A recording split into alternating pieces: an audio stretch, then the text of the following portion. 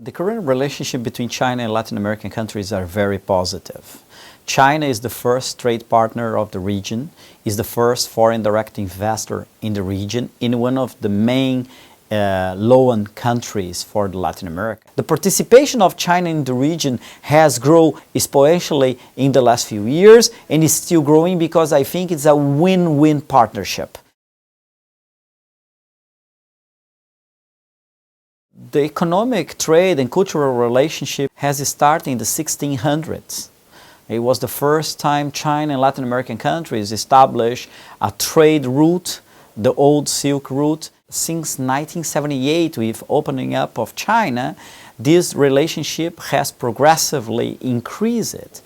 After 2001, when China entered WTO, this relationship has jumped. Just to have an idea, when you're talking about 70s and the 80s, the percentage and the participation of China in the trade of Latin America was only 2.3, 2.4%. But nowadays it's over 20%.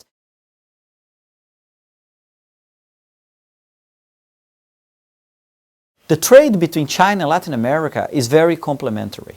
Why? Because China needs natural resources, it's true, and Latin America can provide that because we are one of the largest regions in the world in production of natural resources, not just mineral commodities, but food products, agriculture products. But as well, we have a lot of companies that export technology to China. An example is Brazilian aviation sector, Embraer, that has export a lot of jets and technology for the aviation sector in China. As well, many of the electronic and high technology suppliers have been exporting from Mexico, from Latin America to Chinese partners.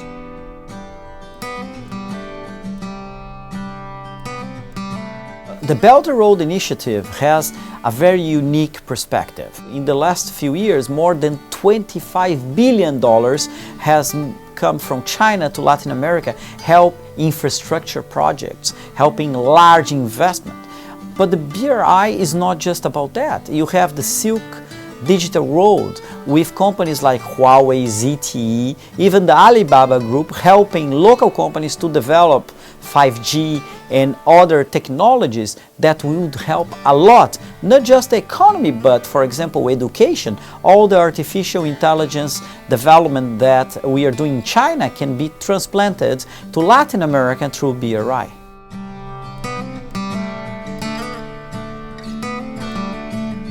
Look, United States always play a very difficult role in the region. The United States has the opportunity to help Latin American countries, but did not.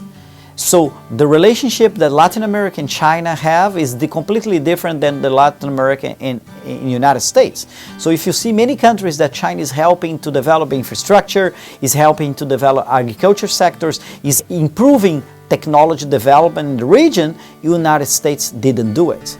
And what I see in the perspectives of the relationship with the United States for many years was a win-lose situation. A good example is Mexico. 80% of the trade, international trade of Mexico depends on the United States. So it's very important for Mexico, for Brazil, for Chile, Peru, Colombia, to diversify their markets, to diversify their trade partners, especially with China.